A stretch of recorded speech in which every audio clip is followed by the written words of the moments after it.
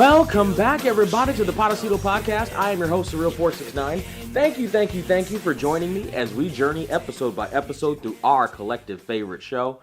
Of course, I'm talking about the incomparable Las Vegas.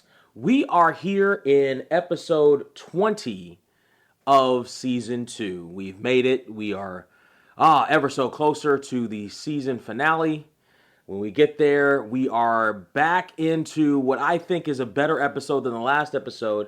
This episode is titled Hit Me, and this episode aired on March 28th, 2005, originally. Now, it was preempted, Las Vegas was, the week before, March 21st, just for some repeats. They did a repeat of Fear Factor, and then they repeated Las Vegas. It was Silver Star was the episode that they went ahead and reran on the 21st. But we're back with a new episode on the 28th, and this episode was written by Kim Newton, and this is Michael Burns' final episode writing for Las Vegas. Thank you, Michael, for all you did for the Montecito. It's directed by Tim Matheson.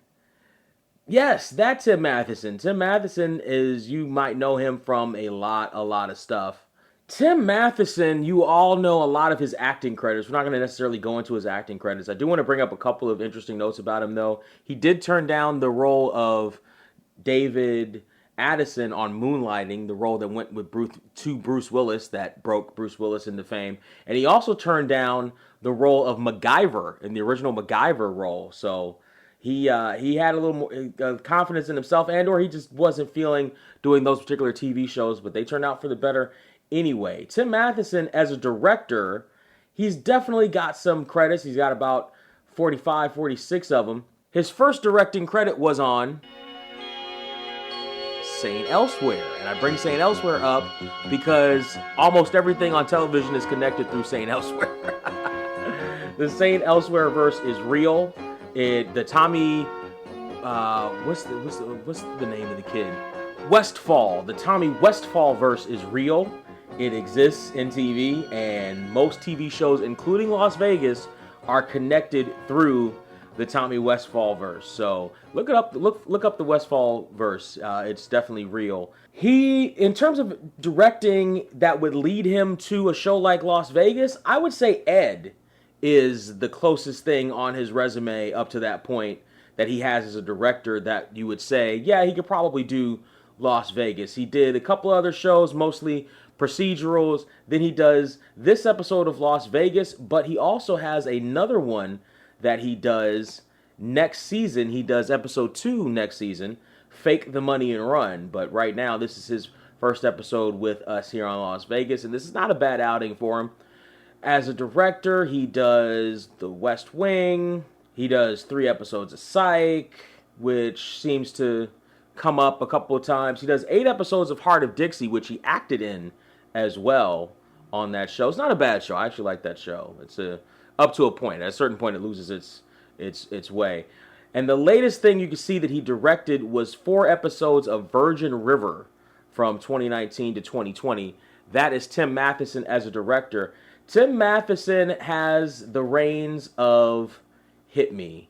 This episode, the IMDb rated this episode as 7.6 out of 10, okay, which makes it a C. Las Vegas-theseries.com, which you can only access now via the Wayback Machine. If you got a couple of buckets that you want to drop in somebody's bucket, if you want to give them money, you go over to the Wayback Machine and help donate over there. They're doing the Lord's work while you're in the donating mood.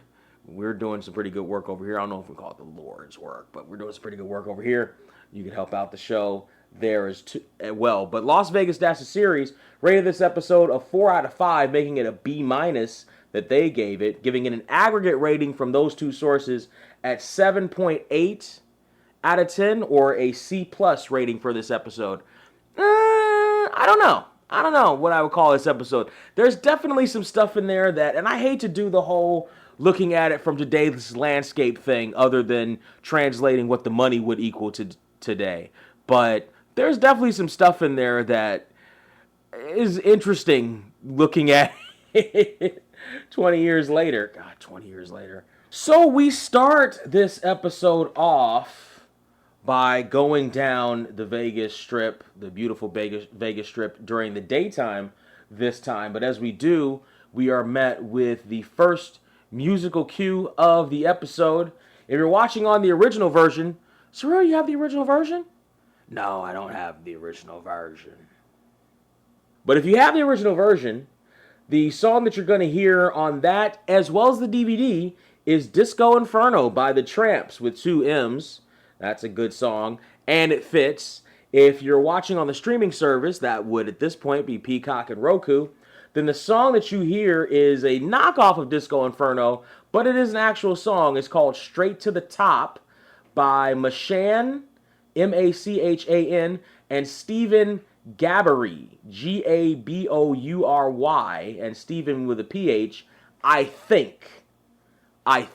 Again, we're running back into more of these where the apps recognize the song and are able to narrow them down to a listing, but there's no access to listen to it as a preview or anything anywhere on the current version of the internet. So I'm able to find it and an album cover comes up, but I can't listen to it to verify it completely. So I can't 100% verify that that's the song, but the apps keep telling me, whenever I looked it up, that that was the song. As we whoosh down into the Montecito, we see a young guy strutting into the casino floor wearing this lime green leisure suit with a swirly looking shirt, and he's chewing gum and he's walking, he's looking at the ladies. Girls are checking him out. There are, this tall waitress spins around to check him out and see him, and he's got people's attention, and Sam is standing there. We see the legs of Sam, and we pan up on the screen there. Good job, Timmy Matheson. And we see our girl Sam, Samantha Jane Marquez. She's dancing seemingly to the song that we're listening to, and she turns around and she sees this guy in the leisure suit, and they smile at each other, and she is introduced as the Samantha Marquez, the Sam Marquez, and she looks at this youngster this guy like, oh my, look at this introduction.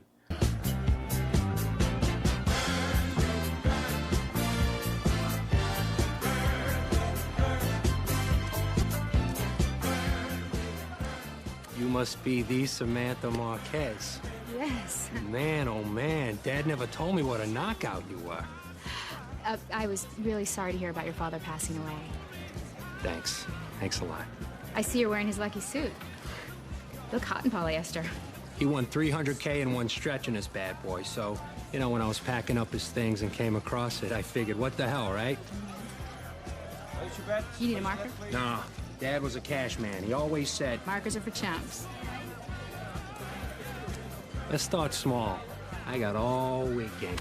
So the guy puts down a stack of hundreds on the table as he's going to, I guess, gamble in memory of his late father. That $300,000, I can't track because I don't know when his dad won that $300,000, so I'm not even going to try.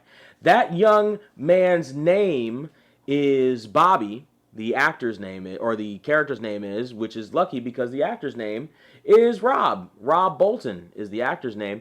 His first credited role was in Buffy the Vampire Slayer as a soldier in 2000. That soldier then went on to Angel to be Johnny Fontaine for an episode in 2000. Fast forward a couple of years, he does this episode of Las Vegas. In this episode, his name is Bobby Santoro. Continuing the Las Vegas tradition, he goes to CSI as Mr. Copeland in the exact same year.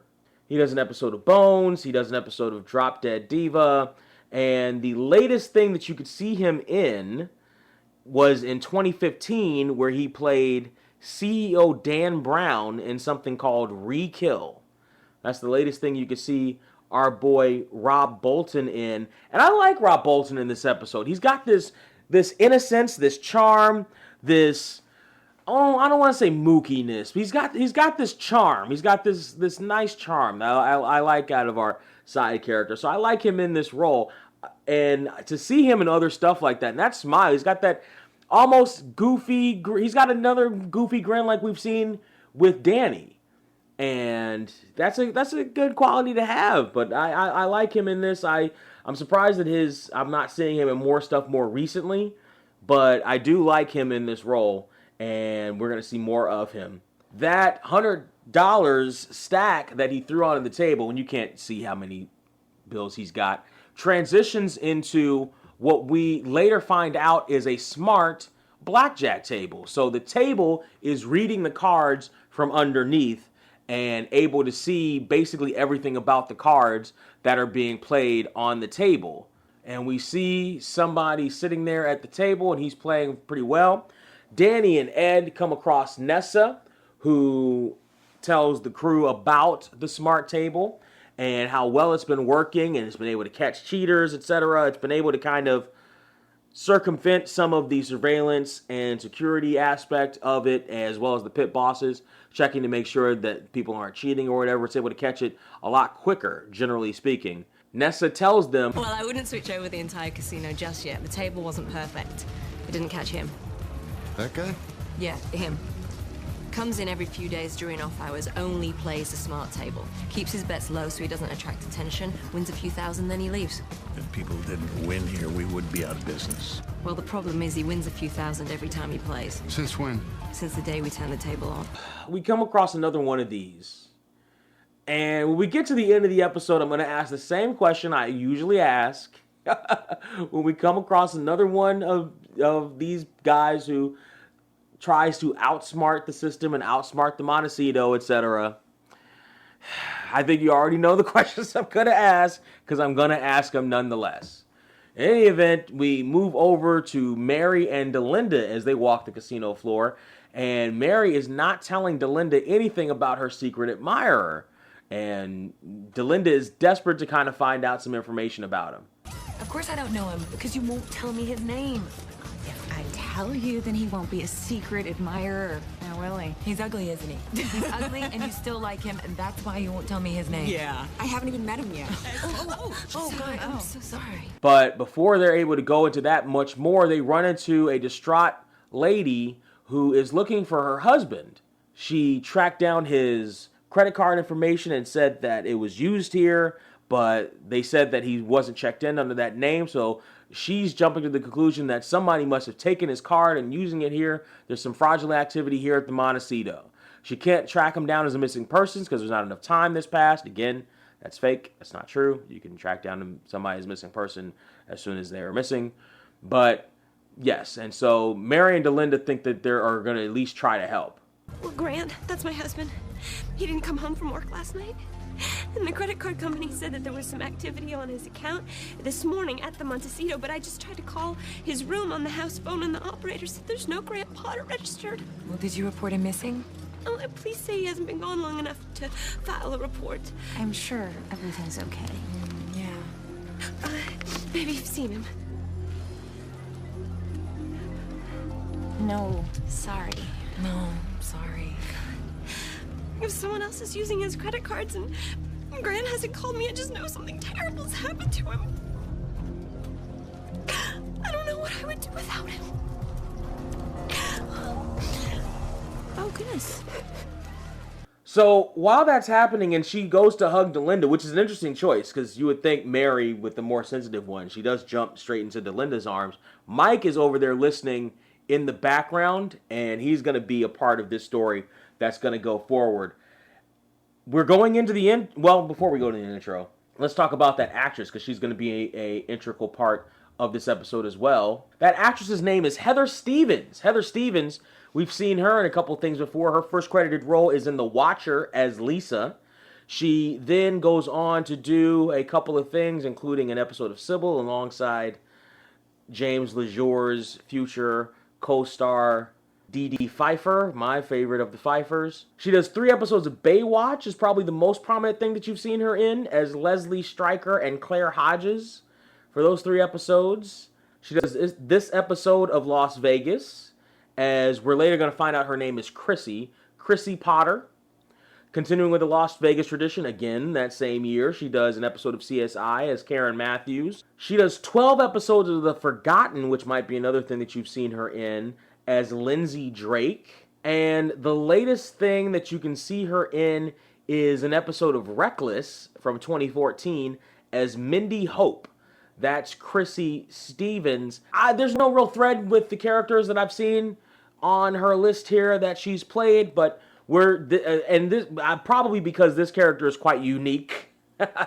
And the handling of it is going to be quite unique as well, but we'll get to that when we get to that. Right now, we're getting to the intro of Las Vegas. This is the best damn intro in the business. I've told you a million times before. You already know. If you're watching on the streaming service and that streaming service asks you if you want to skip this intro, you can if you want to, but you don't have to. And you can also use your power and skip that streaming service. We've already done it to Amazon. Amazon skipped.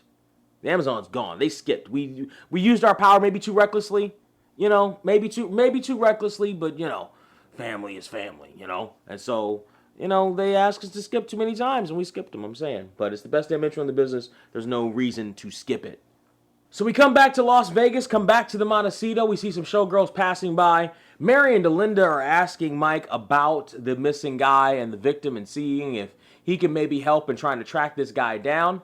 Mike says there's not much he can do except check surveillance going off of the picture that the young lady Chrissy gave to our dear queens of the Montecito.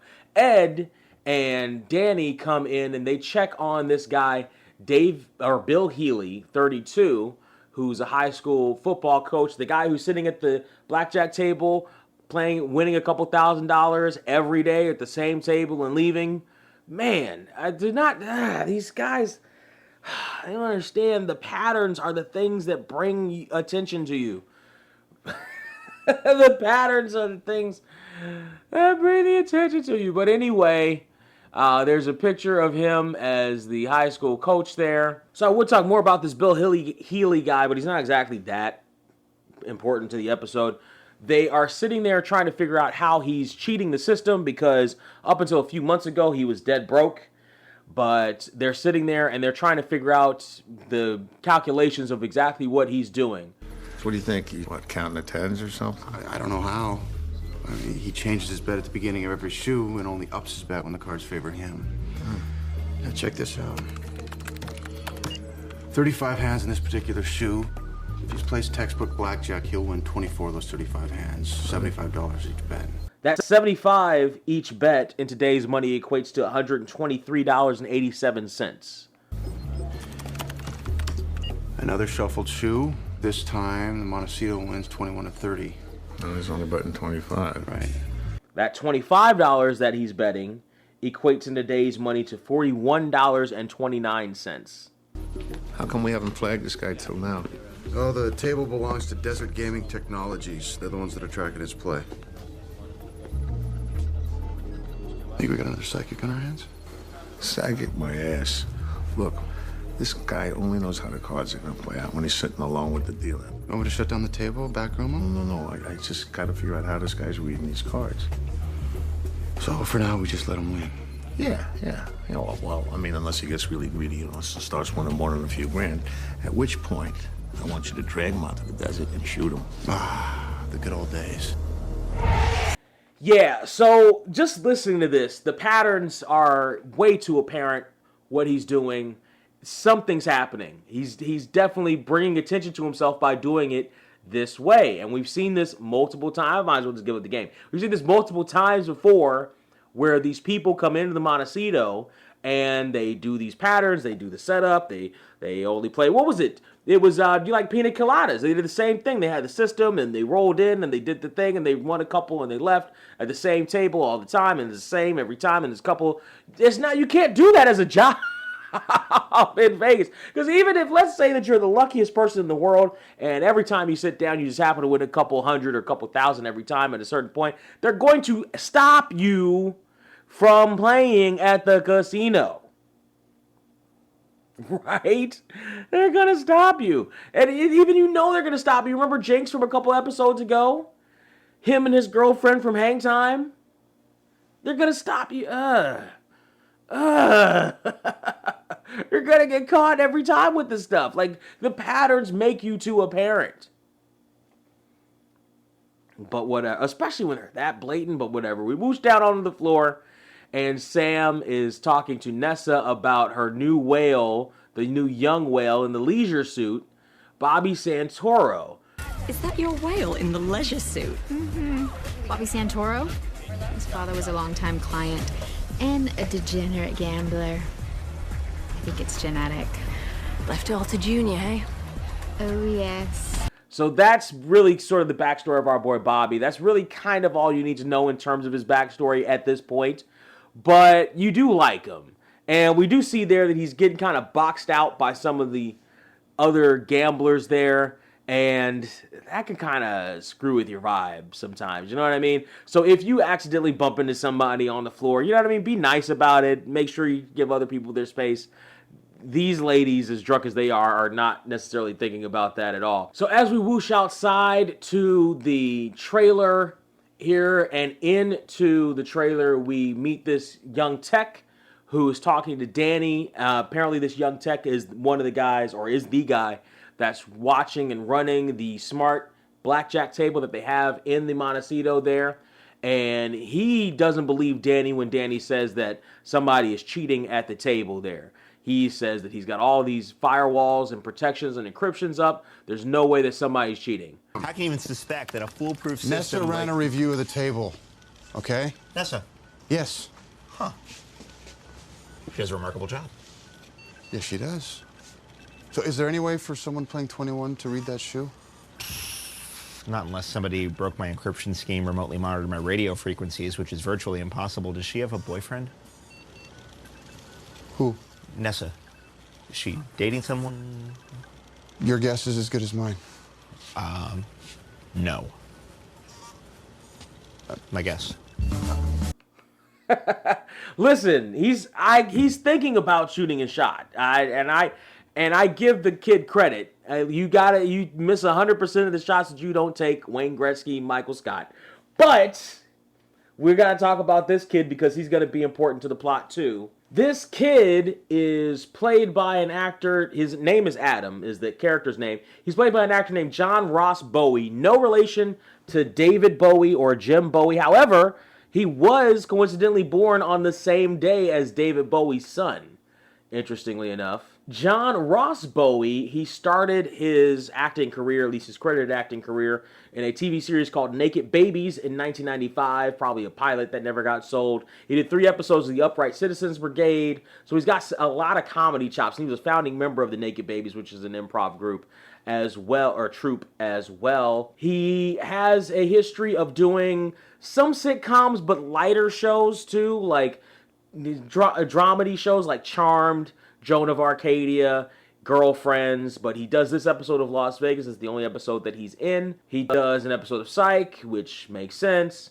Continuing the Las Vegas tradition, a couple years later, he does CSI in Las Vegas. Not direct Las Vegas to Monk pipeline, Monk to Las Vegas pipeline, but he does do an episode of Monk as Tom Donovan.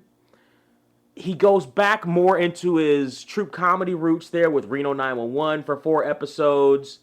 And a couple other things. Probably the most prominent thing I can see here is Pageant Dad, Pageant Father, Ren Fair Guy. Like, those are the ones that he did. You probably just thinking back briefly, I can see him in Reno 911 and those roles, because Reno 911 was a great show. And he does more ridiculous stuff like Children's Hospital, which I brought up before. Great show. Finally did 5 episodes of that. Some more sketch comedy stuff. The League, great show. I brought up The League before. Great show. Find that show if you can find it. Probably the most credits that he seems to have is of a show called Speechless. For 63 episodes, he plays Jimmy DeMeo. He also, and I hate to even bring this show up. I hate this show so badly. He does 25 episodes of The Big Bang Theory as Barry Kripke. The only reason I'm bringing that up is because it was a popular show and people might know him from that. That might be where you know him from. That show was, I don't know, the less said about it, the better. The most recent thing you can see him in is let's see, he goes back to Las Vegas. He goes back to CSI Vegas as Dennis Rosner in 2024, which is not the same character he played. And the same character he played originally was Peter Ellis. That's the most recent regular thing you can see him in. The most recent thing is actually he does voice work after that. So that's the most recent thing you can see him in. That's John Ross Bowie. John Ross Bowie here apparently has a thing for one of my favorite queens, and as she is one of my favorite queens, I don't blame you. I don't blame you. I get it. I get it. I 1000% understand, sir. So we're back into the casino. This is an interesting shot.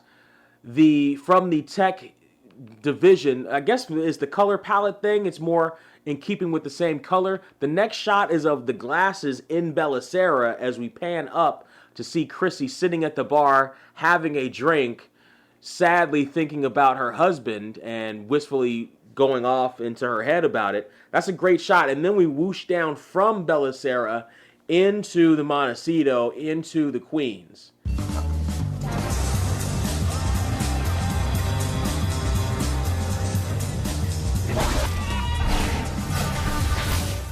And as we're watching that shot and it ends, Mike comes back to the ladies and lets them know that he did find out some information about her husband, that he is, in fact, in the casino, but he checked in under a different name. And casino policy prevents them from letting her know that. See, turns out Grant checked in under another name, which leads me to believe the man doesn't want to be found. Well, we have to tell her the woman thinks something terrible happened to her husband.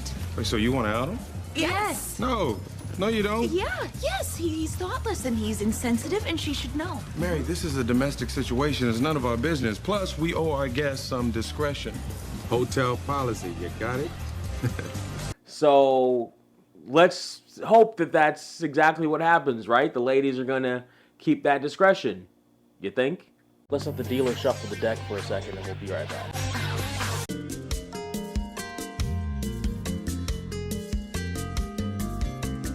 You're listening to Navy Yard to Naylor Road by Anthony Njoku. If you like what you're hearing, you want to hear it again or hear more, just go to tinyurl.com/ANjoku. That's tinyurl.com/ANJOKU.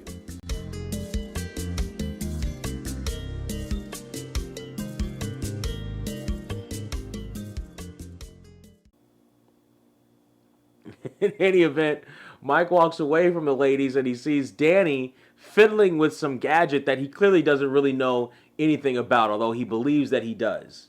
You make sure to set the one to search for digital analog radio waves, including microwave and digital FM, yeah. Like, you're not the only one that knows how to use this thing. Uh-oh. It helps if you turn it on. I know. I was just testing you because I'm your boss. I'm your boss, and it's my job to keep you sharp and test you. I'm a tester. Let me check it out. I'm not getting anything from the table. Yeah, I know. I already knew that. But there is something coming from outside the casino. Can you estimate the approximate proximity? The waves?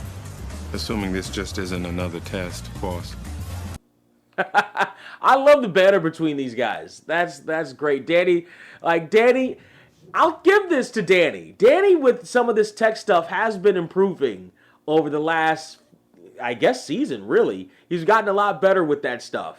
So that's good. And he's also, the banter between them, though, of the back and forth is great, though. I do love it. So we leave there and we cut to the craps table. Again, remember when we saw Bobby getting crowded out by some of the older lady players there at the craps table? We see it here too, but we also see another musical cue. The musical cue, if you're watching on the original version, is He's the Greatest Dancer, the 1995 remaster by Sister Sledge. Great song. If you're watching on the DVD, seems to be a production song. And if you're watching on Peacock or Roku, the song is called Hot Pants by Fillmore Oaks. Fillmore, Phillmore, Oaks, Oakes, is the song that plays. I prefer He's the Greatest Dancer. These disco tracks on here for the Bobby scenes are great. They are fantastic. But seems to be a little bit crowded here at the craps table. Someone else is rolling. Now, here's my question here. There's clearly more room at the table. If the guy is feeling like that, and I guess maybe he wants to be closer to the head of the table so he can shoot from there. Maybe he's trying to get in line to shoot from there so he doesn't want to be too far away from the tip or whatever. But at that point, when you see all that stuff happening and you do feel yourself being crowded out, why not just take your chips and move them over, a set over to me. Like, why not just, because there are the chip holders all around the table. So why not just, move over one and like, because there's nobody next to him on the other side. He doesn't have to be there at the end. He kind of wants to be there at the end. The other guy's rolling. So it's not going to be his turn yet anyway. And it's probably not going to be his turn after that anyway, because it's probably going to go to the older ladies that are there playing regardless, right? And the croupier, is that what you call the dice master there at the crap? We're going to call him the dice master. He's going to see who's around the table and ask who wants to shoot at different periods of time if you want to shoot. And a lot of people, when somebody else craps out, they just leave the table anyway. So if you specifically want to be at that table, you can just kind of wait a couple minutes for the next person to crap out. Or you can go to another table, although maybe the limits are favorable at that table that you think or whatever, or this is your dad's lucky table or whatever. If it's your dad's lucky table, just play along with whoever's shooting. That's the whole point. Craps is a communal game anyway. Play along with whoever's shooting, but also just move over another slot. But he doesn't do that. He's feeling crowded in, and I don't think he probably feels comfortable in a casino environment like that, but we see the women laughing here, and we kind of see him feeling a little crowded out. And he asked them if they mind moving over. Who made you king of the table? Look, just don't hover over my chips, all right? I don't steal, honey. I don't need to. I'm very comfortable. Oh, she has a fabulous condo. And then Bobby does move his chips over at that point. He kind of should have done that to begin with, because also assessing the situation, these chicks are obviously obnoxious drunks, right? So, and that's another thing. Seeing obnoxious drunks at a table, and that's probably to a lesser extent these days, just because of how infrequently drinks are brought in casinos these days. I've heard some stories about how they almost don't bring drinks out to the casino floor anymore whatsoever. Like, you kind of have to go to a bar and get a drink and pay to get a drink these days, right? So depending on how much you play, how much you roll. Did you see that one story about the guy who couldn't get a water because he didn't bet $250,000 in one of these casinos? It's terrible. These bean counters are ruining Vegas.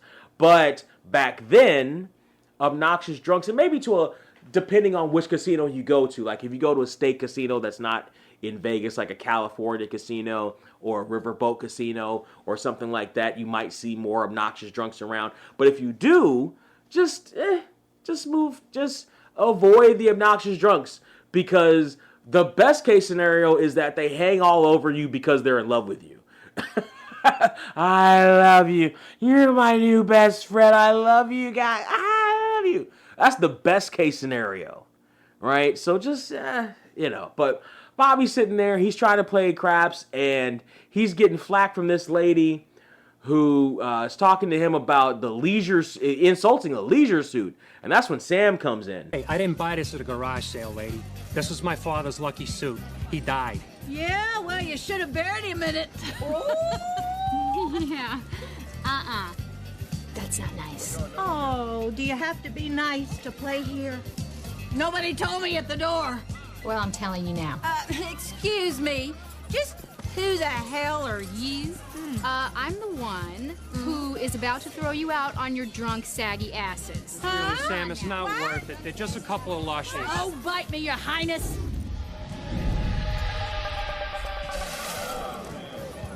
Now, that's not a ringing endorsement for the Rio, but also Sam was super quick there, because if you notice, she was kind of in the line of fire to catch that wine in the shot before that, but she very quickly skated out of the shot, and Bobby caught all of it on his on his father's lime green leisure suit.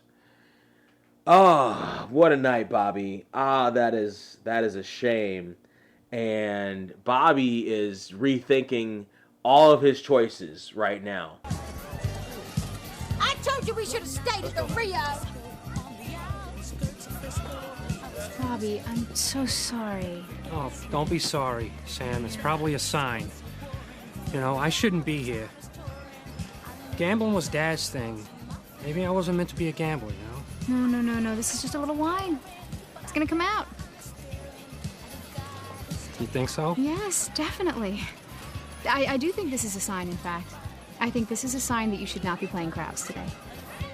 Were you winning? Actually, no. Do you know what this wine is saying? This wine is saying, Bobby, tomorrow is your lucky day.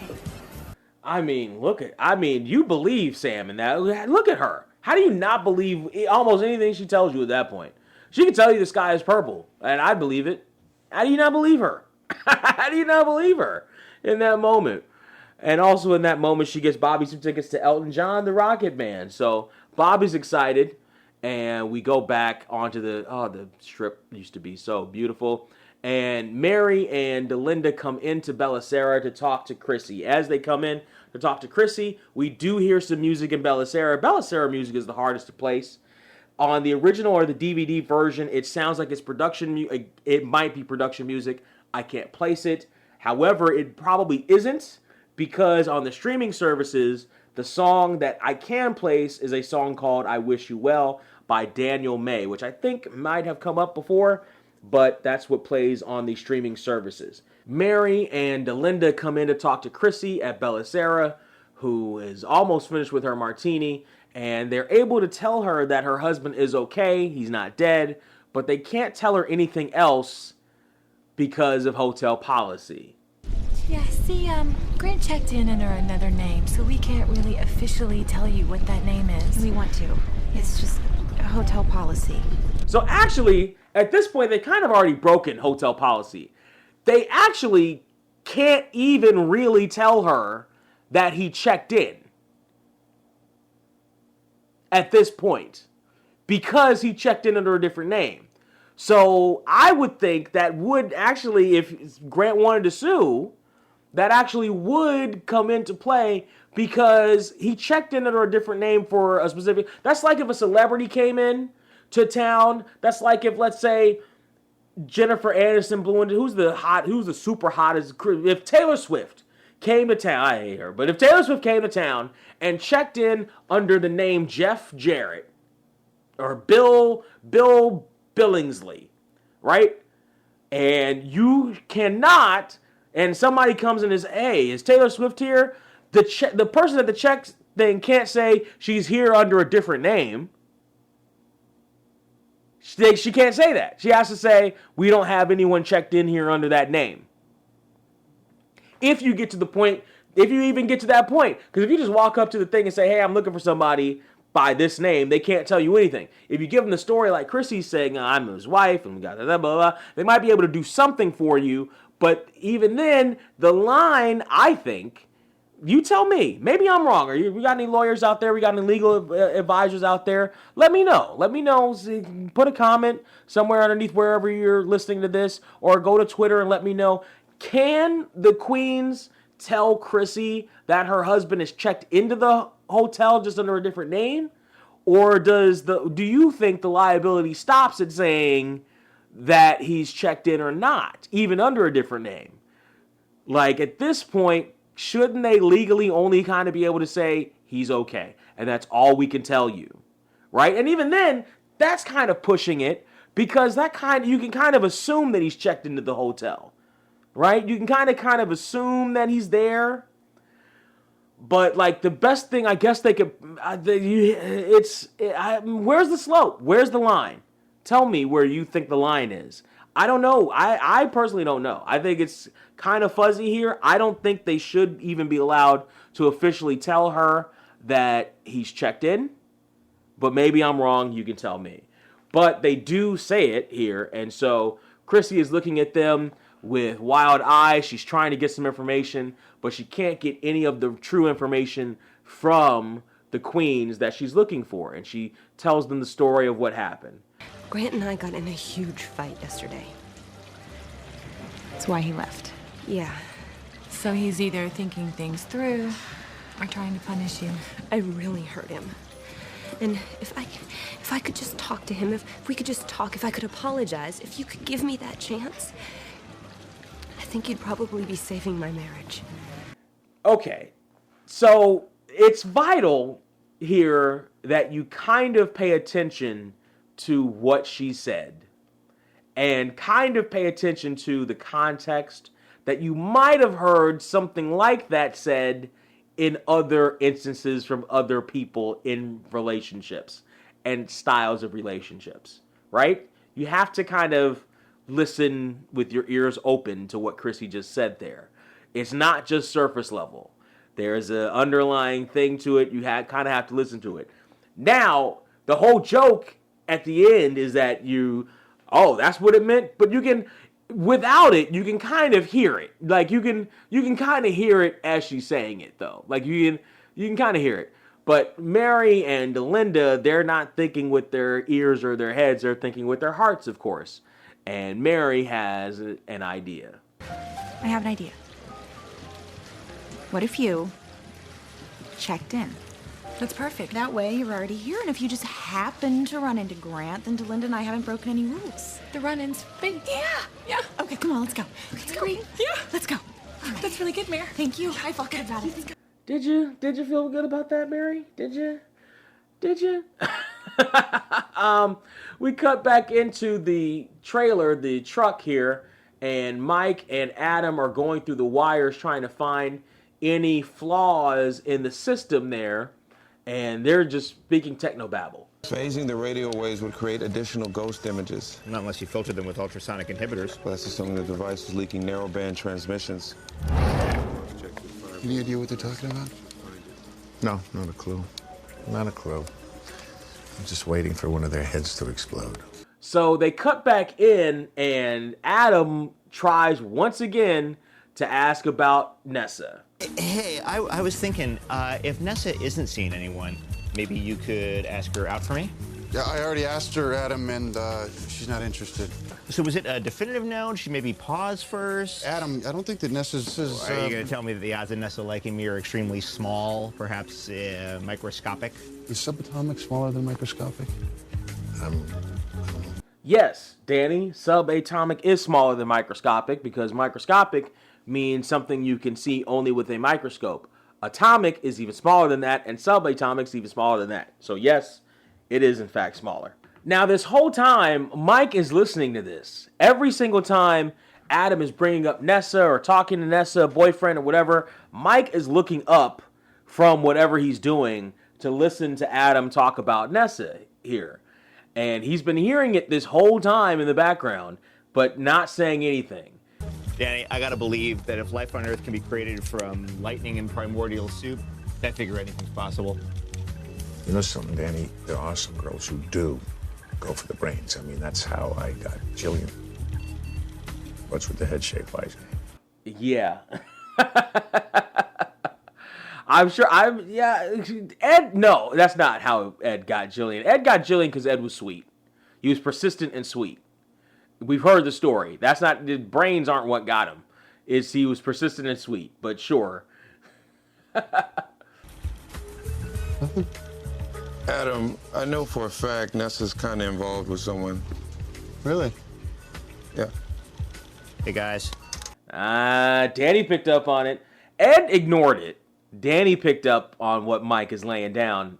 Did you? I did. And at this point, Adam says that he found something. Found something. Damn, how did I miss that? How did you miss that, Mike? Apparently there's a transmitter. It's a not small transmitter either. The transmitter itself is like a cube, but there's a cable sticking out. It's not a small transmitter at all. And it was kind of right in front of Mike's face where he pulled it from. Looks like it has at least a 5 city block range. Great. So I only got to search 8 casinos, a dozen restaurants, 100,000 hotel rooms to find the receiver. I have a plan. We take 2 extra guys off the floor. We search the entire strip. And we find that damn thing before 2018. And by the way, spoiler alert, they did. Us here in the distant future, after 2018, we know that they actually did find who did it before 2018. Matter of fact, they find it before the end of this episode, shockingly enough.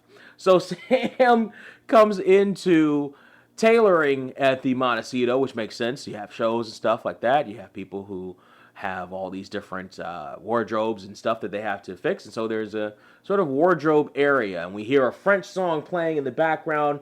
I believe it's production music, and it's on all incarnations. And Sam walks in to talk to the tailor there who tried to get the suit dry cleaned and did, but the stain was still there.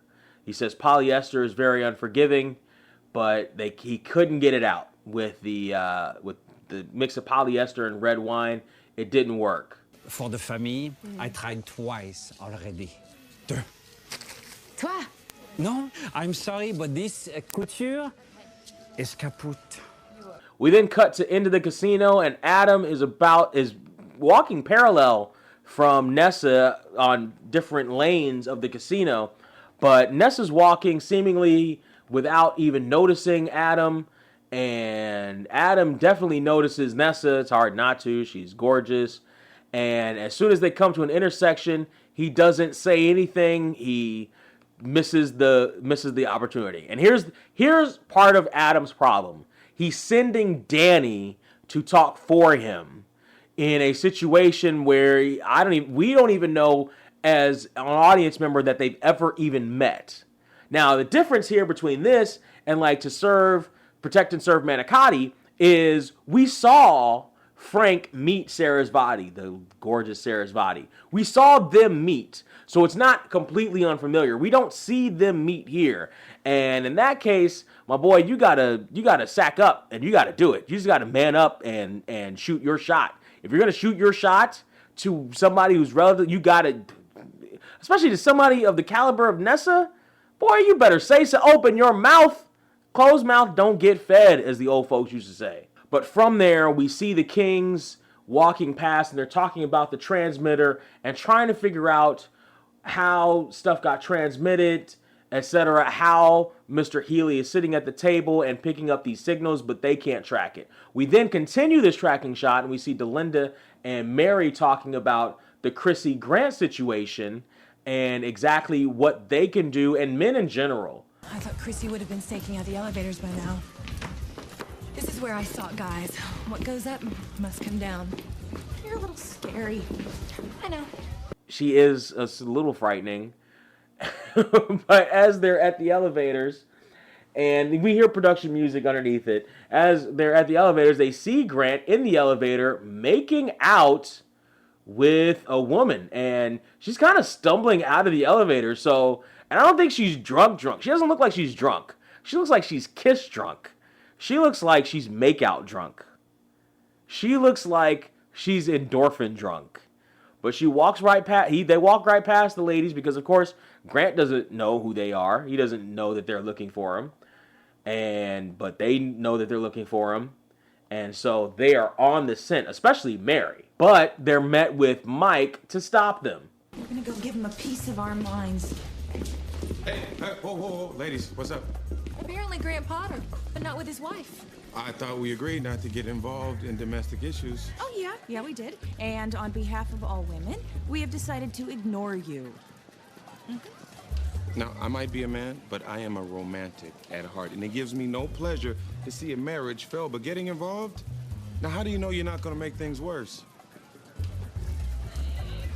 You know, maybe Mike's right. So we just let Chrissy find this out on her own? Yeah, but then we're there for her. You know, to pick up all the millions of tiny little broken pieces. There you go. Well, if we're still in shift, yeah? Yeah, of course. Don't be crazy. All right. So, the ladies have a semblance of a plan, I suppose.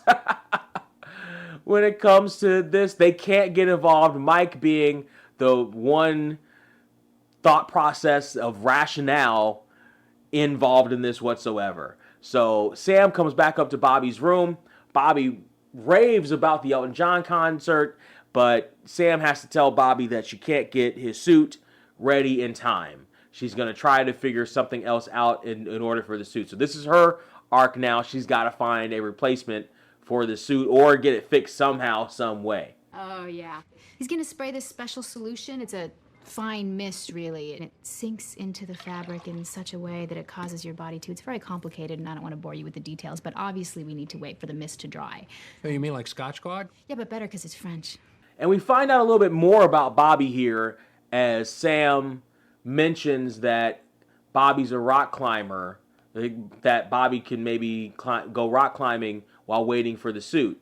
Now, I'm only going to show this because Sam is so adorable in this scene. So, while we're waiting for it to dry, shouldn't you be rock climbing at the Bellagio? How'd you know I was a rock climber? Oh. Your father told me. Sam is adorable in that scene. But also, I will bring this up. His father did tell Sam. So his father, a little nod that his father couldn't stop talking about his boy. We see Ed in his office looking at the footage of our boy Healy at the table, and he doesn't seem to be able to track anything down. Danny comes in with a binder of information, but we're gonna see that the VOIQ facial recognition couldn't find anything of any help to our boy Healy. No indication that he had any help of any kind at all. Except maybe Adam Klimo. Right. Adam could have planted the transmitter as a misdirect. Yeah, listen, run another security check on him. Maybe we missed something the first time. Oh, and then run through all that footage again, will you? Okay. I already did all that, Ed. Where are you going? Hey, I'm gonna have a drink. So yes, it was fairly obvious the way Adam with that transmitter, that was a little just a little too on the nose.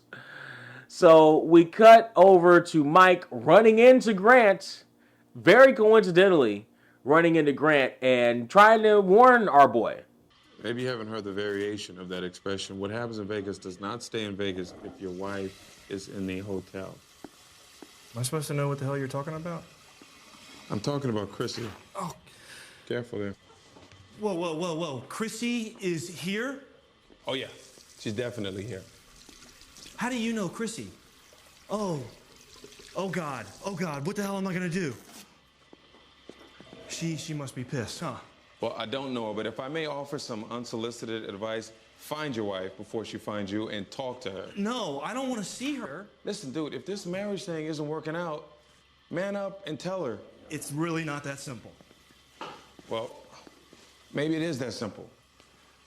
Now, couple things here.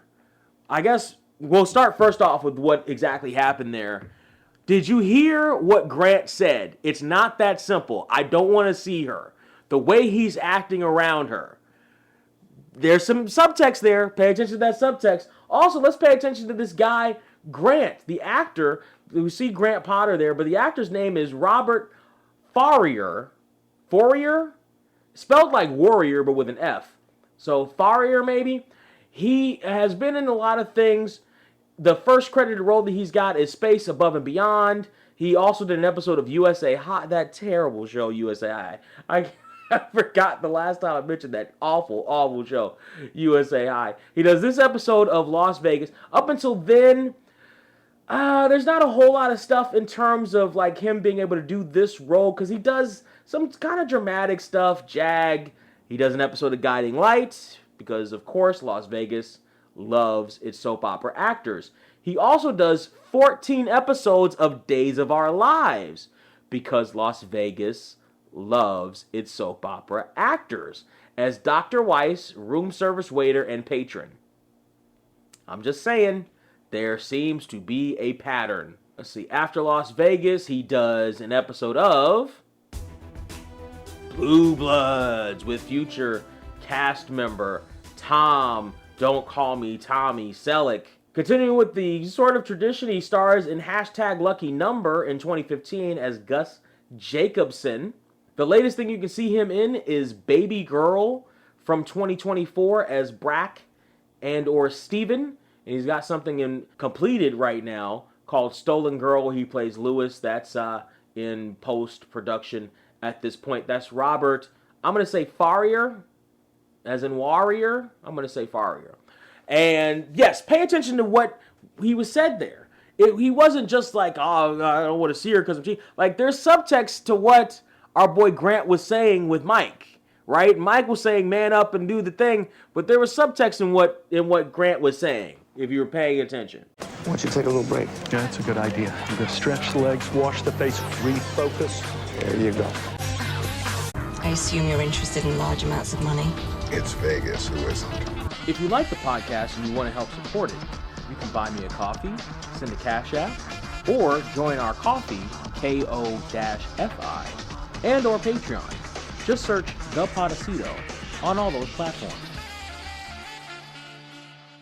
So we cut back into the elevator bay, and it seems Chrissy has almost taken Delinda. I don't even know that Delinda gave her the advice, but she is stuck out at the elevator bay. Now, even back then in 2005, right? Casinos didn't, depending on the casino, most of them don't just have just one elevator bay. You have too many guests coming in and out to just have one elevator bay. You have too many rooms on too many sides of the casino to just have one elevator bay. But we're going to say that and I don't even think the Montecito just has one elevator bay. Because I think they have an elevator bay over by, VIP services or something like that. And then there's the other main elevator bay that we've seen. But we'll call this the elevator bay for the Montecito. And Chrissy is staked out there. And we see the queens that are looking over her shoulder as they watch her watching for her husband. And we hear Delinda say that she might never marry again. Remember, Delinda was married for a time. We did hear about that. We don't know what happened to the husband. Only Ed knows what happened to the husband. We don't know. And she says that she won't marry again. Men are just genetically predisposed to cheat. I might never marry again, Mare. Unless he's really rich and hot. Or really rich and old, with a smidge of angina. Now remember, she says she might never marry again. Remember, keep that in mind. We're gonna hold. Some of us might hold you to that, Delinda. Okay, I'll bite. He can't take Viagra. You really think these things through, don't you? Yeah, I try. So the queens here have kind of met up, Sam, Nessa, and Delinda, and Sam is walking around with this leisure chute trying to find a solution for it.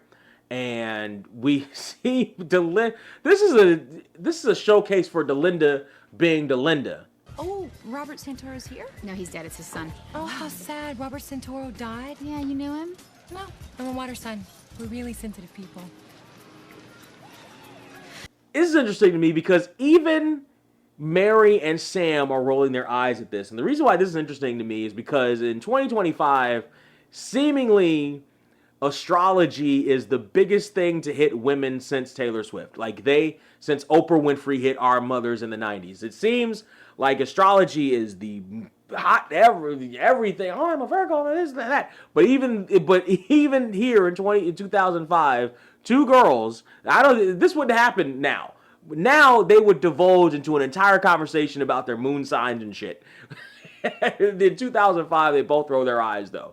And Sam is trying to figure out what she's going to do with the suit, and Mary just happens to think that she can help out. Any supermodel ideas? Yes, here's one I can help out with. I know where you can get a new one, just like it. No! Yeah. What? Yeah. What? I'm just as sensitive about the good stuff. And again, if we're watching Las Vegas, Delinda must have just looked at her horoscope this morning in the paper, because she's not always that sensitive to other stuff around her all throughout the rest of the show. She's sensitive to whatever she's into at the moment.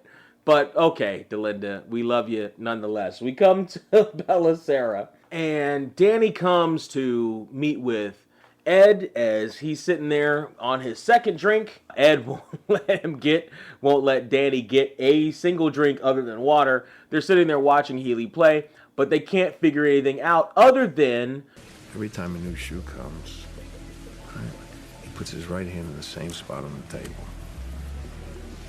Maybe the table's sending him a signal. Yeah, maybe. Maybe he found a new way to cheat. And we cut then to the commercial on the show. Again, these patterns are too blatant and apparent to not be cheating. And to think that you're getting, they don't cut themselves off before they get caught. How long do you think you can do this pattern without getting caught? And at this point in 2005, everyone in the world knows that there's cameras all over the place in Vegas, especially inside casinos. They know that but here we go. We're watching some people play blackjack, and they lose at blackjack. The dealer gets 21, and the entire table loses. That's the regular table, though. our boy Healy wins at his smart table, and Nessa just happens to be over to the side watching him play, and some signals start happening all throughout. Nessa sends a signal to Ed, who sends a signal up top that our boy Healy has left the blackjack table and is leaving the building. And Mike is diverting the surveillance cams so that they are hidden from our boy Adam in the truck. And Adam is in the truck. He thinks he's looking at certain things that he's not exactly looking at. Nessa and Danny are disassembling the table, or at least parts of the table there. They put in a deck of cards there to try to figure out what he's getting. There's no signals that Danny is getting. Now, keep in mind, again, that Adam is not watching. So they're putting the pieces together that maybe if Adam isn't watching, no signals come in. And they put in the shoe that does favor the player or whatever, and nothing happens. So did you rig the shoes? Yeah, assuming there's only one player, the cards in this one should favor the house. I don't feel a thing. Hey, let's switch this one for the one that favors the players. How about frequency spikes around the table? Mike and I checked for any abnormal electronic frequencies. Nothing. The whole area is clean. Okay. All right, go ahead. Now? Nothing. I guess this means that Adam's the one that's initiating the signal. I guess one of us is gonna have to pretend to be Bill. I'll send Mike. So yeah, so they're figured it out. You guys are about to get busted, and again, it's just the greed and the patterns. The patterns, my boy. The patterns are what's killing you. We cut to a hotel room, or the hotel hall, and we see Grant with some presents in his hand, and he seems to be going towards what would be Chrissy's room, but he walks away. And the three that are following the story, Mike, Delinda, and Mary, are all watching it and are all kind of disappointed that our boy is kind of wussing out and going to talk to Chrissy. That's right, you better bring her a present. Where's he going? He's wussing out. Cold feet, he's over it. Oh, maybe not. I thought you said we shouldn't get involved. I did. So if I didn't say anything and Mary didn't say anything, how's Grant know where to find Chrissy? I don't know. Must be fate.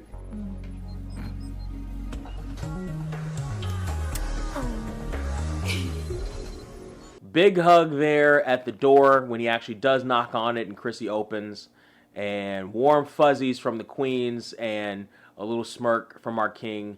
So Sam comes backstage after a Tony Orlando concert here at the Montecito, and we get to see Mr. Tony Orlando. Tony Orlando, as an actor, he's a singer. Most notably as a singer, Tony Orlando and Dawn. He had a not reality show. It was a variety show, Tony Orlando and Dawn, alongside the most notable member of Dawn, I think, Thelma Hopkins, who went on to play, I think most people nowadays know her as Aunt Rachel from Family Matters, but she went on to play a whole bunch of other stuff, including on Half and Half. She's actually a pretty good actress, and she was on Bosom Buddies and all that other stuff. But we're not talking about that. We're talking about Tony Orlando. Tony Orlando, as the actor, actually has some credits.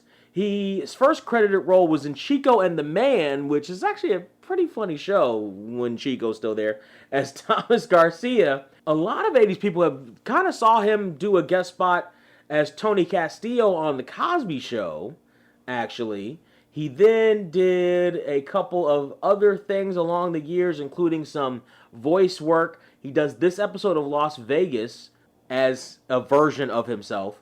He also does Sandy Wexler in 2017, and the latest thing you can see him in as an actor version of Tony Orlando is Dice as a version of himself. He's still touring. He's still out. He's still doing concerts to this day. He's still out. I just checked. He's just posted something 2 days ago. He's doing fine, is our boy Tony Orlando. Tony Orlando is looking at Sam's leisure suit and very friendly with our girl Sam, and she's very happy to meet Mr. Orlando. I have this 72 vintage leisure suit. It belongs to one of my high rollers. It has a wine stain on it. Exactly. The cleaners can't get it out, and it has sentimental value. I just thought, you being you, maybe you could possibly lend me your tailor, your costumer, anybody? You know, why does everybody think that I wear leisure suits, Samantha? I mean, does this, truthfully, just look at me. Does this look like a leisure suit to you? That does not look like a leisure suit to me. That looks like a beautiful mohair tuxedo of impeccable quality, I might add. There you go.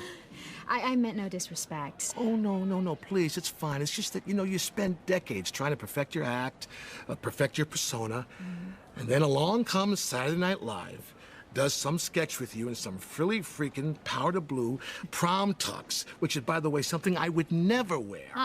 Never. No, you would never do that. No, and I can see by you saying that you're not part of this polyester smear campaign, but the polyester smear campaign on Tony Orlando. But he is able to help her out in some way, shape, or form.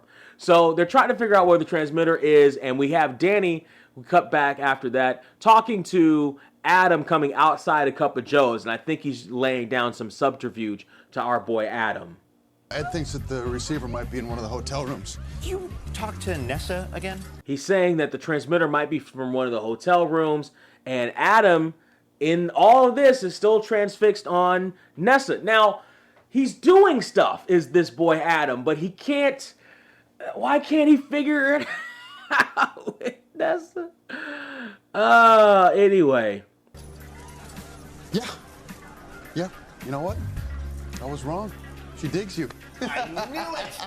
I just got a sense, you know? Sometimes it's not what you say, it's what you don't say. And since we've never said, you know, anything to each other, there's this sort of unspoken... Sort of nothingness. Exactly. Right? Yeah. Unspoken nothingness. They haven't said anything to each other. That's your problem, Adam. That's one of your problems. That's the first problem. That's the first problem. But as Danny is basically keeping Adam preoccupied, Nessa is running point on moving the table out of the line of sight in the casino from where Adam could possibly be, and getting the smart table out so they can examine it and do whatever they need to do to it. Meanwhile, Ed is in Adam's trailer setting up a bit of surveillance so that he can see what they see in the Montecito. So Mary makes her way past the elevator bay, and we see the girl that Grant was making out with in the elevator leaving very disappointed with this upset look on her face, and Mary narrows her eyes at the young lady but looks across and sees the Potters hugging up against each other, and Mary goes over to talk to them. As she does, we hear some production music in the back, because we can hear some music, I think, playing from Mystique, which is over by where the Potters are playing. And we hear that they've made up and made a brand new start. Well, it looks like you guys worked everything out. Oh, we did. And we have you and Delinda to thank for it, don't we, sweetheart? Yeah, and the guy and the John. Guy and the John? The black guy. I didn't catch his name. I guess every relationship has its rough patches, but love always prevails. We talked it out, and we made some promises to one another, and I think everything's gonna be good from now on. You bet it is. Now, again, subtext in what they're saying. You have to pay attention to... You've seen that before in a different context. You've seen that dialogue and stuff before in a different context. But Mary's heart is so full after seeing them together. We'll get back to that. And so we see people after that. We see the people going over the cards and the different table games in the Montecito, in the back of the Montecito. And they're bringing in the smart table into the Montecito and putting it up. As we do, we then hard cut out of that. There's a lot of hard cuts in this episode. We see Sam coming up to a house. As we see her coming up to the house, we hear another musical cue. If you're watching on the original version, the song that's playing is Got to Be Real by Cheryl Lynn. The music on the original version having to do with our boy Bobby and his suit are tremendous.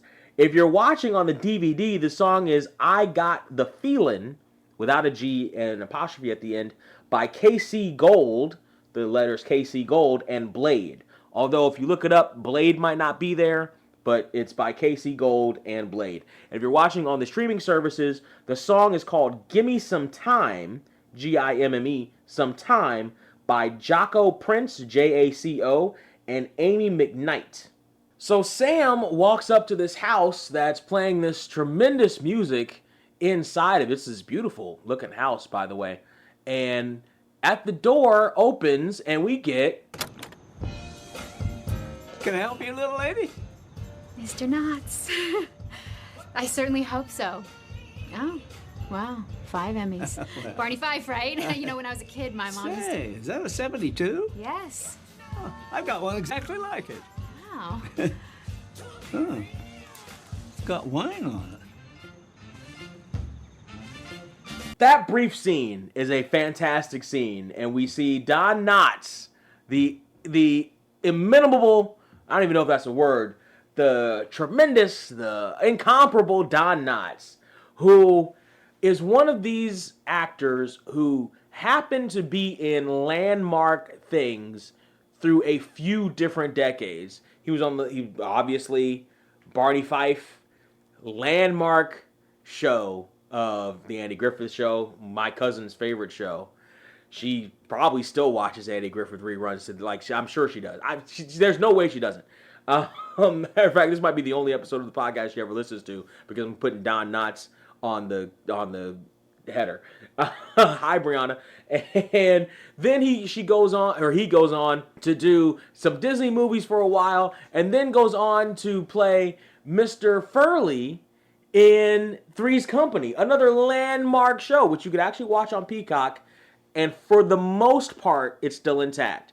There are a couple of songs, there are a couple of instances where they use real music that has been dubbed out. But, not dubbed out, but dubbed over. But for the entirety of the show, it's not as important, and usually the music doesn't last that long. You notice it because the mixing is different, but you can either bypass that portion or bypass that episode or two. But yes, that's still on there. What can you say about Don freaking Knotts, for crying out loud? His first credited role was on Search for Tomorrow. For crying out loud, his first credited role was on Search for Tomorrow. Why? As Wilbur Peterson, because Las Vegas loves even its earliest of early soap opera actors. Bloody hell. Las Vegas and getting soap stars. He was in It's a Mad, Mad, Mad World as Nervous Motorist. Incredible Mr. Limpet, for crying out loud. Ghost of Mr. Chicken. Oh my gosh. He's Don freaking Knotts. He's Don freaking Knotts. For crying out loud. And he's playing a version of Don Knotts here. What else can you say? He was in 2 episodes of Fantasy Island as Felix Birdsong and Stanley Schechter. I bring up Fantasy Island because, again, that's another one of those connective, in theory, shows to Las Vegas. Again, a central location, guest stars come in, have adventures on the central location, maybe with the core cast, maybe not, maybe on their own, but it all centers around one location that you want to go visit and explore in. Sometimes it's a love aesthetic, there's these different aesthetics. Fantasy Island is one of those shows. It's actually maybe closer to Las Vegas than even Love Boat, because Love Boat is more centered on one core aspect, which is love. Fantasy Island, especially that version, I think was more love, but there were other things to explore on Fantasy Island too. So I think that might be a closer successor, or not successor, but predecessor, but sure. The latest thing you could see Don Knotts in, I don't know if this is ironic or serendipitous or whatever, you could see him in was in 2005, where he played the landlord on That 70s Show, which 2005 is near the end of the run. But on That 70s Show, he played the landlord as a cameo. Look at that. And then he did voice work all throughout the rest of his career. The latest thing you could hear him in was an Air Buddies video where he played Sniffer. So they're not Snipper as in... We're a butt nipping. Take care of it. Only one way to take care of it. Nip it. In the bud. But Sniffer. So that was the incredible Don Knotts, the irreplaceable Don Knotts.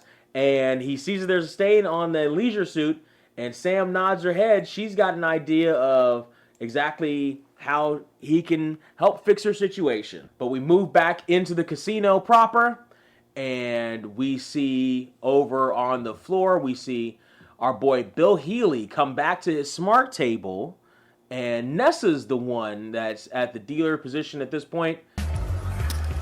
Back so soon? I was feeling lucky. See, that's funny.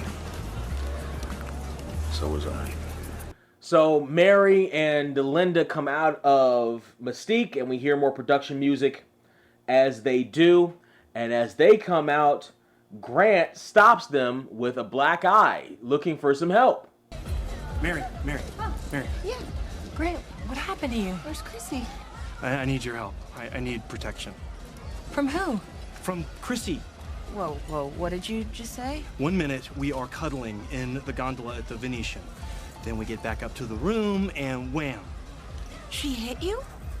That's why I left in the first place. My wife, she has a problem with rage. So you're saying that Chrissy hits you? Chrissy kicks my ass.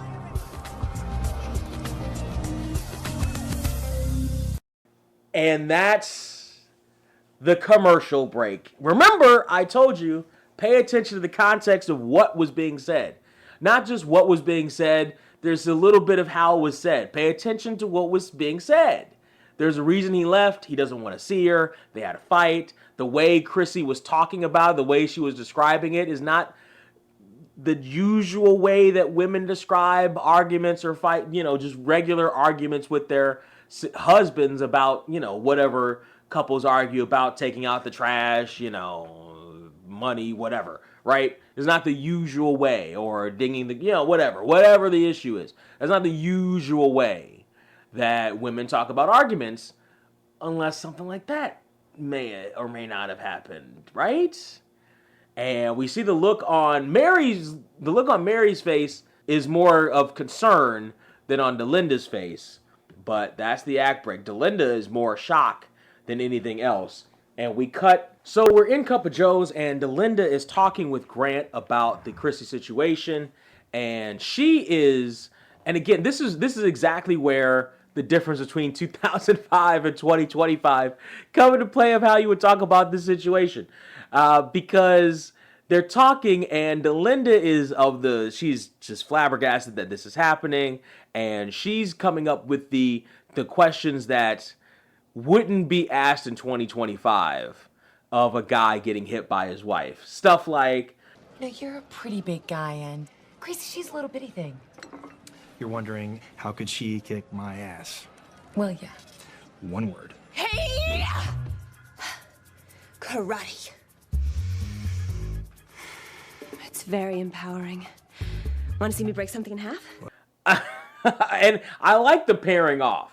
As much as Delinda might not be the most sensitive person to talk to Grant, the sensitivity of Mary juxtaposed with this anger, the way Chrissy's playing it isn't even as anger. Like in this scene, she's playing it as quirkily crazy, like the kind of crazy that guys see on TV shows and they're like, oh, she's kind of cute. And then they encounter it in real life and they're like, oh, why didn't I? Because the way they sold it to you was terrible. It was a terrible way they sold it to you. But Grant tells a story about how he tried to convince Chrissy to take self-defense classes because she was so much smaller. When we first got married, I convinced Chrissy to take a self-defense course. And she was so tiny and delicate. So sweet and so dumb. I only feel safe when she's asleep. I mean, when she's awake, she goes from nice and sweet to...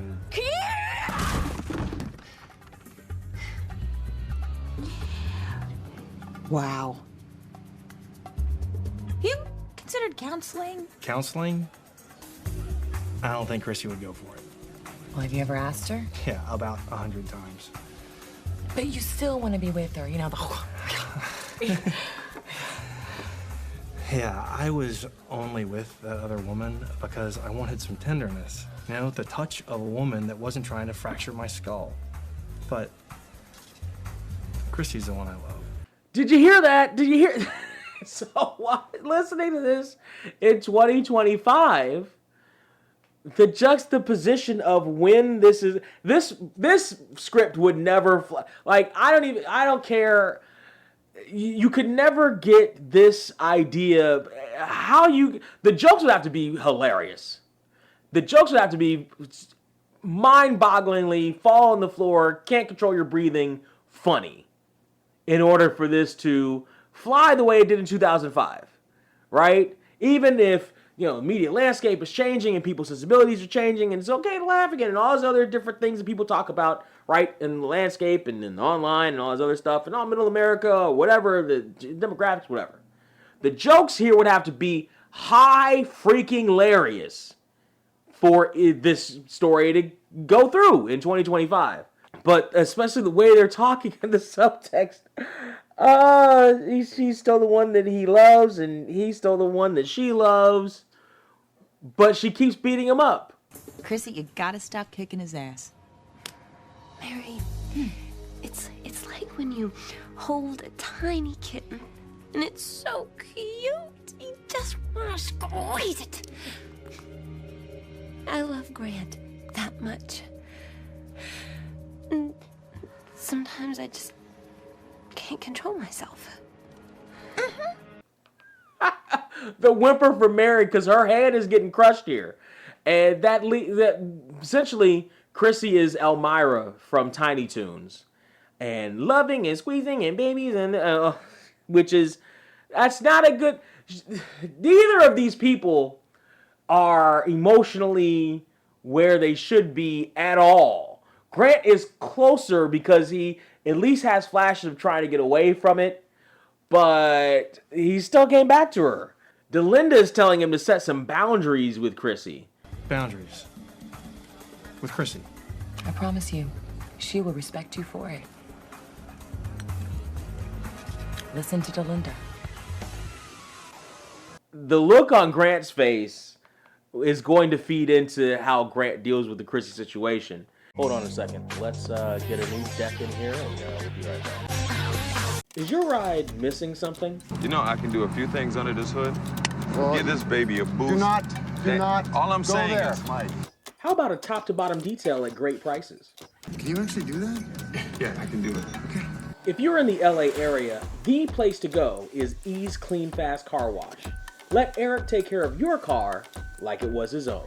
Welcome to the family. Schedule an appointment now by going to tinyurl.com/ecleanfast. That's tinyurl.com/ecleanfast. Or text 323-399-3674. That's 323-399-3674.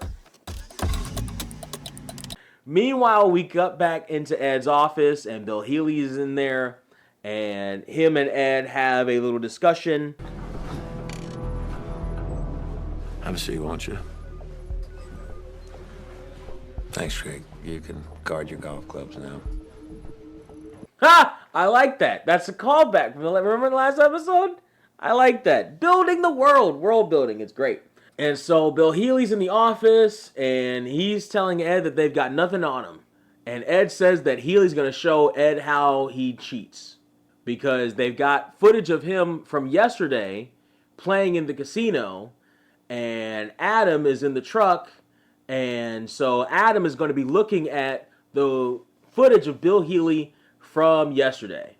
So as Adam is looking at footage of Healy from yesterday, and this is something that came to mind, and I went back and I looked. Healy is wearing the same shirt in the footage that we see him in this episode. However, a couple of things. First off, we don't see footage of him before that, because Nessa said that there are some that he's been playing for the last couple of days, and he comes in and wins and he leaves. What we don't see is what he's wearing before then, but also the first time we see him, he's wearing a jacket. The second time we see him, he's not wearing the jacket. So there's a couple issues here. So is he supposed to be wearing the same clothes every time he comes to the casino and plays? And also, wouldn't that be a red flag? He's coming in, he's wearing this. Again, wouldn't that put more attention on him if that's what he intended, him and Adam intended to do? Was to come in and take the casino. If he's wearing the exact same shirt every single time, Wouldn't that put more attention on him? Is it something along the lines of that's a way for them to identify each other? But if he's playing at the table, doesn't he know who this guy is? And after the first time, wouldn't he know by looking at his face on the footage who this guy is and being able to help and where he's playing and how he's playing and all that other stuff? Wouldn't he know who this guy is? Or does he already know who the guy is? In which case, why can't he wear different shirts every time he comes to the casino? So again, he should be wearing a different shirt. So I'm sitting there watching. I'm like, how does Adam not notice that he's not wearing the same clothes as yesterday? It's because apparently they have him wearing the same clothes as yesterday. They did that. Why would that? That's a hole in the contrivance, the convenience of them being able to run this game. Not even from 2 days ago or last week. Not even from last week. I know they keep the footage. I know they do. They can't run the footage from last week where he was wearing different clothes. Okay. Rant over. Adam is going to be looking at the footage of Healy, and Healy's kind of figuring out that they're about to get got while he's sitting there in Ed's office. And Danny is sitting there talking to Adam and letting him know that they got everything in check and he trusts him, etc. Meanwhile, we see the footage, we see the camera in the trailer there. But Healy kind of gives the thing away because he says it won't prove anything because Adam won't see him gambling. This won't prove anything. Adam might see me gambling, but he'll know it's not me gambling now. Oh, why is that? Because the cards are different? Or maybe the video won't match? Huh. Gee whiz. Looks like the right cards to me. We're coming up on the last hand.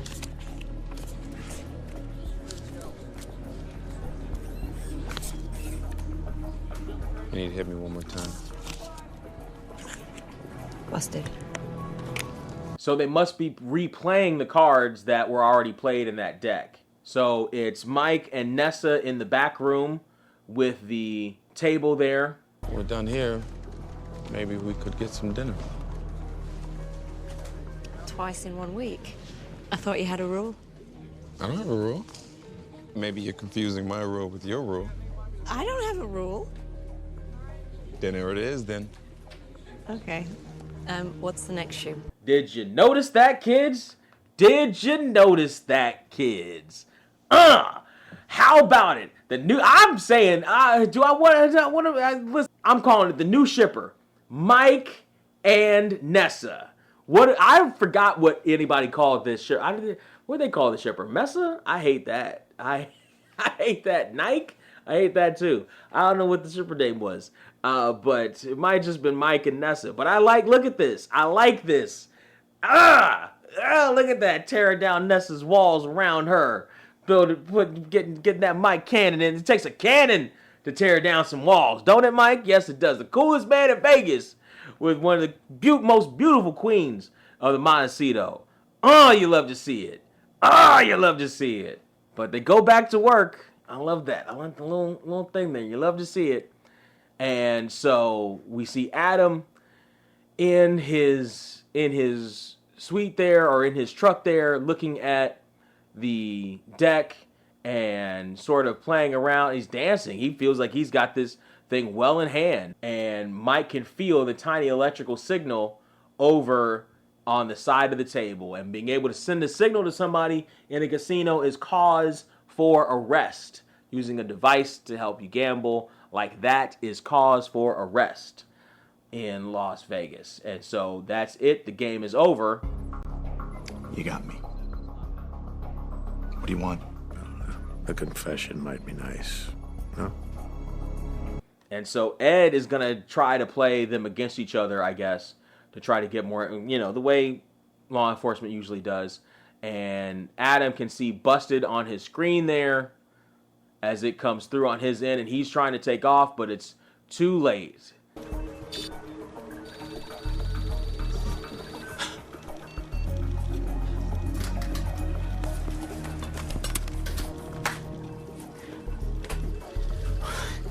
Well, I guess your little romance with Nessa's gonna have to wait. Come on, up.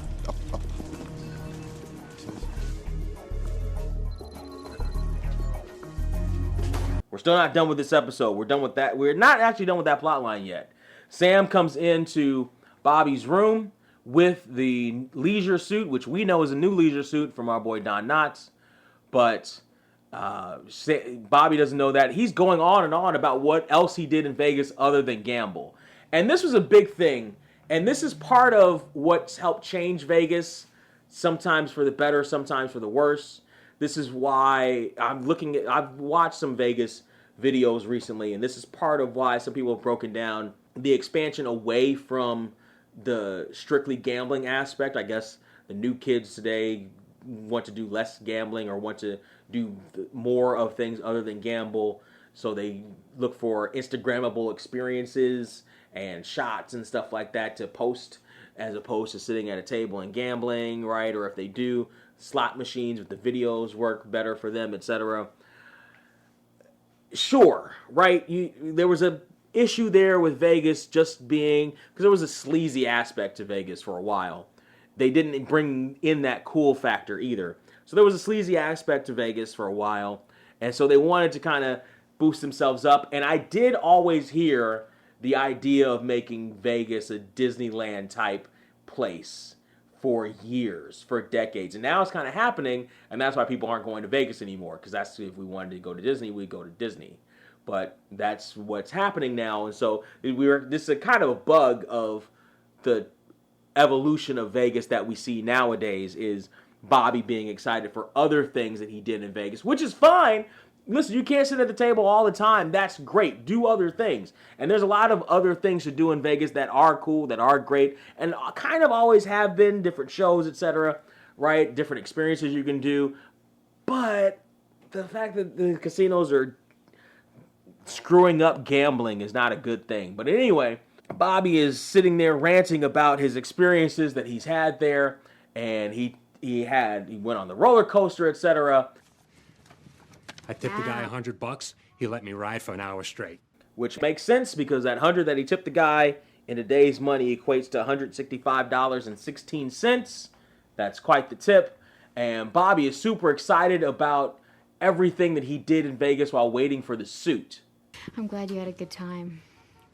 It's about to get better.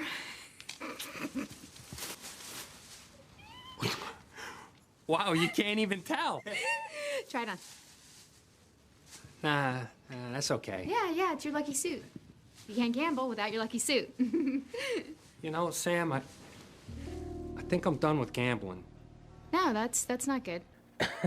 So Sam did all this for a guy who doesn't feel right about gambling.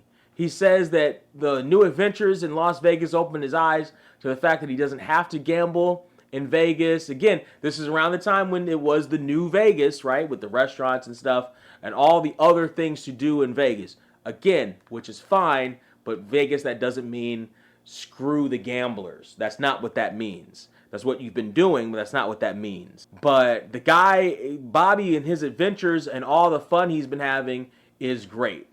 You know what I believe? I believe that gambling is in your blood. Don't you feel that way? You're your father's son, and your father loved craps, right? And you love craps. Remember the other day? Your grandfather loves craps, No, Bobby. here's the thing, Sam. My dad, as much as I loved him, he was sort of obsessed with gambling, you know? Up big, then broke again. I'm sure you saw he had a problem, Sam. Do you really think I should be making the same mistakes? Bobby, you know it's my job to get people to stay at the tables, right? I don't think you should be making the same mistakes. And if you tell anybody I said that, I'll deny it. Thank God, I didn't think you'd understand. Yeah. Unfortunately, I do. Sam has a heart. I don't know if you've noticed this, but Sam has a heart. And we've been seeing more of that heart in this season. We've been seeing it with the romance aspects leading up to Casey, and we've been seeing it in stuff like this. And funnily enough, because it was most recently Pat Finn's birthday, the guy who played Jim Werner from Chicago, and me and a fan of the show on Twitter, shout out to Lou KC, we're talking about the Werners and Sam's heart and Sam's big heart. Again, this is another reason why you should follow the Podecito on all this stuff, including Twitter, because we actually do have conversations about the show, and it's a great. This is a small community, but it's a good community. We can talk about it, but how Sam has a heart. You shouldn't say that she has a heart because she's got a rep to protect. The last episode when Ed was unconscionably following her, etc., to her big sister, little sister meeting with her little sister, and her giving the cell phone for positive reinforcement and stuff. Sam has a heart. She has a heart. She doesn't like to talk about it, but she has one, and you can see it here too, because she knows that this guy Bobby doesn't want to gamble, and he knows that he doesn't want to gamble, and he also knows that his father had the gambling issue, and while that is Sam's job, is to sort of leech off people with gambling. Well, it's not with gambling issues, like, because you can gamble and you can lose. It depends on how much you have, etc. But at a certain point, and especially probably coming up as a casino host, Sam probably was going for the degenerate gamblers a couple of times, a few times. And Bobby's father probably was one that she latched onto while she was coming up in the profession to get something going for herself, to at the very least get a client list or something going. But she's going to keep the picture that Bobby took of himself on the roller coaster. And we cut to the front desk, and Grant is starting to check out from the casino as we meet Delinda and Mary one more time. Hi, could you please have the valet bring my wife's car around? Hey, Grant. Hey, Where's Chrissy? she's still upstairs packing. You look like a new man. I take it you took my advice. I did, and I think for the first time, that woman upstairs respects me. We are so happy for you. For both of you. I think things are going to be different from now on. I really do. That's great. Oh. I wanted you ladies to have this. No. No. We don't accept gratuity. No, take it. I mean, just as a symbol of my appreciation. You two saved me. Thanks. I'm going to go and wait for Chrissy in the car. You have a great trip home. Oh, I will. See you later. Bye. Again, have you heard the subtext? This is the last time. There's subtext here with what the Potters are talking about. There's subtext here. There's subtext. Have you heard it? Have you listened to it? There's subtext. But as that's happening, production music is playing in the background, and the ladies accepting their not necessarily tip there. They're talking about the gratuity. They think that there's cash in there. But at 50-50. What about Mike? He kind of helped. Yeah, but then the math gets all complicated. Good point. Yeah. Good point. Yeah.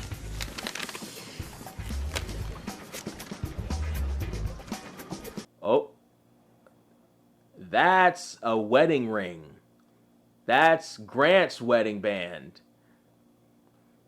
And Potter is gone. Hey, Russ? Is Mr. Potter still out front? Just drove off like a bat out of hell. Without Chrissy? Without Chrissy. And as they start to put the pieces together, we hear "Tie a Yellow Ribbon Round That Old Oak Tree" by Tony Orlando, which is a good song to play underneath this for a few different reasons. A lot of people, this is one of those songs that a lot of people listen to but don't actually understand the message. Like, they think they get the message, or they put another message to it, which is kind of amassed over the years and morphed into a different type of message, but it's not the message that the song really was trying to sing. So Tony Orlando is there performing, and we see Bobby in his dad's leisure suit, or in the leisure suit that we're going to pass off for his dad, that I believe Don Knotts gave him. Maybe Don Knotts had some Scotch Guard thing to it, but he probably just gave him an old leisure suit, in which case I would imagine Don Knotts would tell him, unless Sam said not to tell him because of the sentimental value. But Sam is there in the audience with Bobby, and so is Don Knotts. And we see our boy Grant driving off in the Vegas night as the queens rush for the elevator to try to find one that's going up. And we see Bill Healy leave Ed's office via Metro. Tony Orlando is performing, and the kids in the seats, Bobby and Sam and Don Knotts, are singing and dancing along. Nessa finally looks at Adam as he's being taken away by Metro and just shakes her head and goes back to the business at hand that she's looking at. Meanwhile, they take the smart blackjack table and cart it off onto a truck, probably never to be seen again. Now, the reason why I say tie yellow ribbon around the old oak tree works for this is because most people now associate it with a soldier coming back from war, and if his lover still, because the lyrics are like, tie yellow ribbon around the old oak tree, and I'll know that you'll still want me. And if I don't see a ribbon around that old oak tree, I'll stay on the bus, forget about us, and put our blame on me. It's not about a soldier. It's about someone who came home from prison. The first line is, I'm coming home, I done my time. It's about someone who just got out of prison.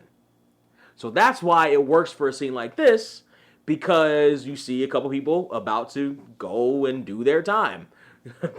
Bill, Healy, and Adam are about to go do their time.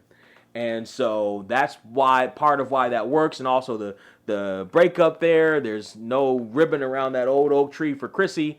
As, by the way, Chrissy was one of the roommates in Three's Company with Don Knotts. So the Queens are trying to break into the room.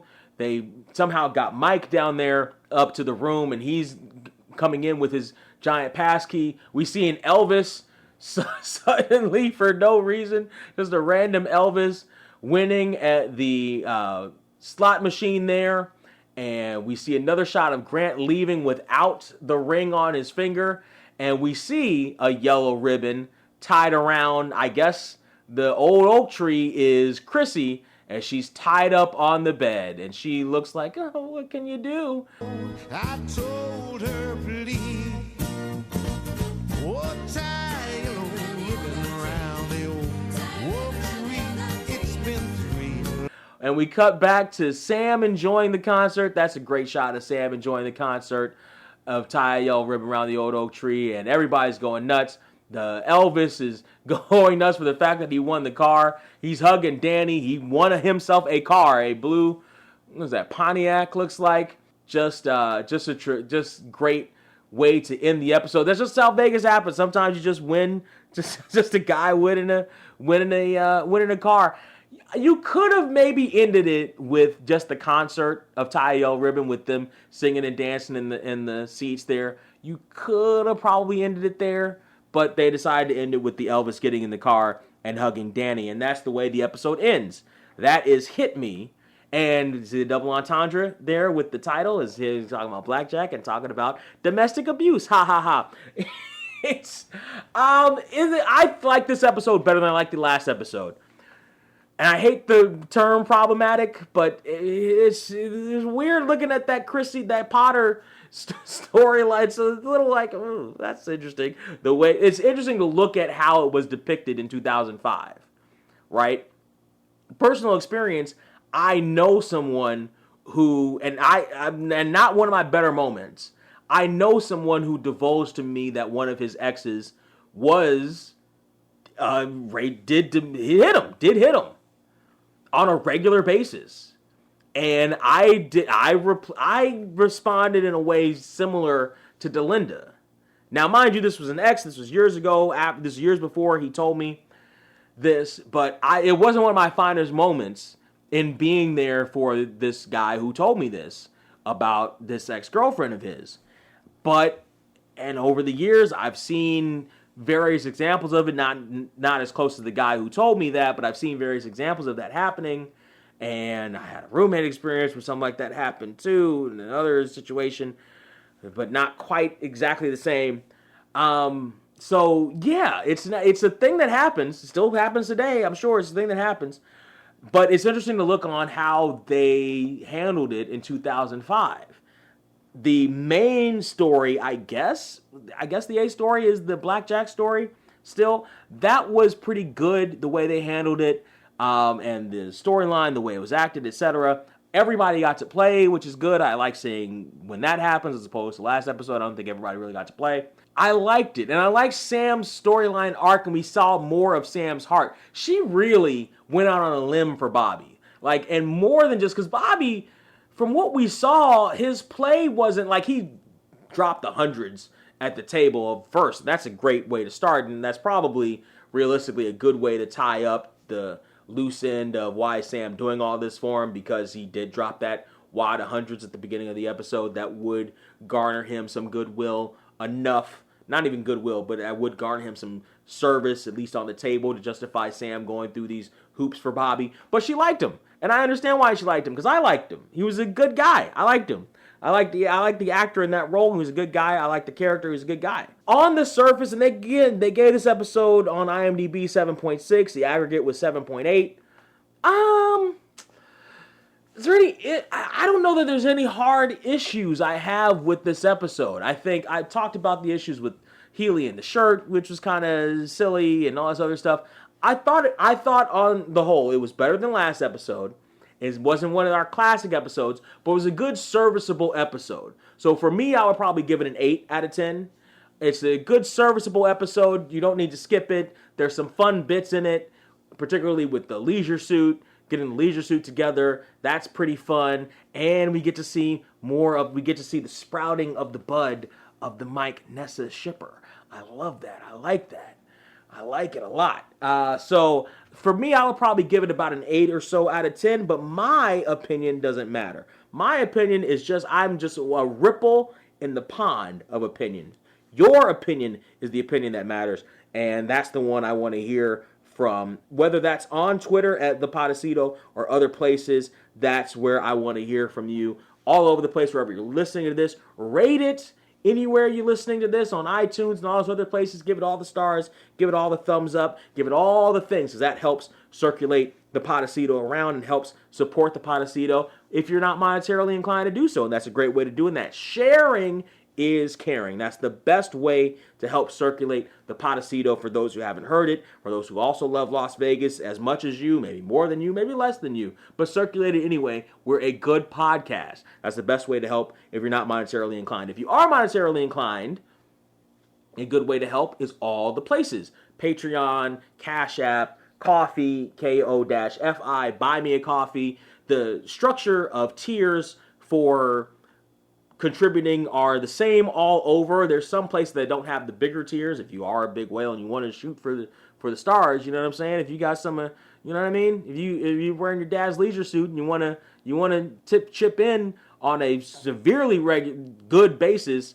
then you can. Patreon's got the full list up there, and there are bonuses that come along with that as well, and that's great to see. Next week, the next episode is Hide and Seek. Hide and Seek, episode 21. Next week, looks like there's a lot going on in this episode. Gavin Brunson returns. Delinda gets a visit from a distant Amish cousin. There's a tech convention in town that's causing all sorts of hijinks and mayhem, etc. So it looks like next week is going to be a jam-packed episode. That's episode 21 of the season, which means we are getting ever, ever closer to the finale of the season. That is 21, 22, 23, and 24, I believe. Yes, 21, 22, 23, 24. That's 4 episodes away from the finale. We're going to do something different for the season break there. I'm going to try to get something together for the season if I can. And what I've been trying to do that the whole time, is get a cast member on the show. Reach out to the cast members and ask them, hey, would you do the Podecito? I've reached out to them myself. It would help if you did as well. That's another way you can help support the show that's not monetarily inclined. Just like if you find the Twitter of members of the cast, Gary Scott Thompson, I've reached out to him. I'm trying to get that together as well. He retweets a lot, but it's hard to actually connect with him. Try to get that connection together, and you can probably get a great show here for the end of the season there for the Podecito. That's a great way. Just ask, hey, you heard the Podecito? It would be great to hear you on that show. So that would help a lot.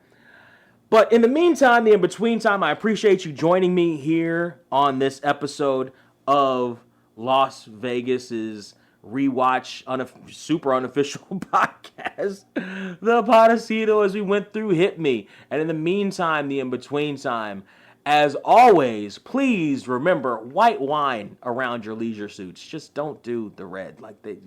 Polyester is not kind. Your couture will go kaput. And also remember to please Take care.